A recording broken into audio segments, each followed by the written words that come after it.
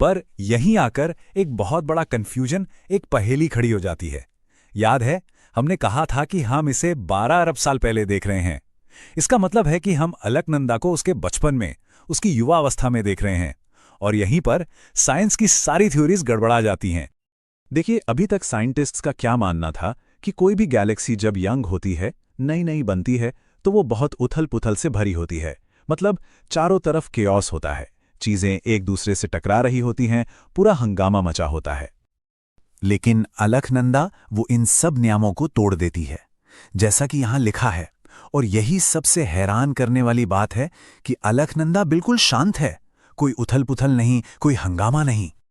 मतलब जिस केओस की उम्मीद की जा रही थी, उसकी जगह अलकनंदा में बड़े आराम से सोलर सिस्टम बन रहे हैं।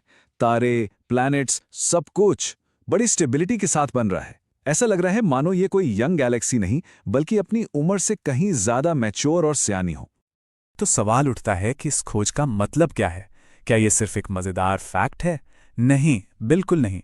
ये खोज इतनी बड़ी है कि ये यूनिवर्स के बारे में हमारी पूरी कहानी को ही फिर से लिख सकती है। तो आखिर अलकनंदा इतनी जरूरी क्यों है? पहली बात, ये गैलेक्सी कैसे बनती है, इस पर ही एक बड़ा सवालिया निशान लगा देती है। दूसरी बात, ये हमें बताती है कि शायद गैलेक्सियां हमारी उम्मीद से कहीं ज्यादा तेजी से मैच्योर हो जाती हैं।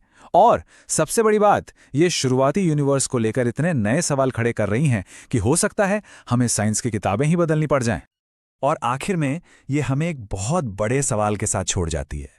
अगर एक गैलेक्सी इतनी जल्दी, इतनी सुलझी भी हो सकती है, तो सोचिए इस ब्रह्मांड में और कितने राज, कितने सीक्रेट्स छुपे होंगे जो बस खोजे जाने का इंतजार कर रहे हैं।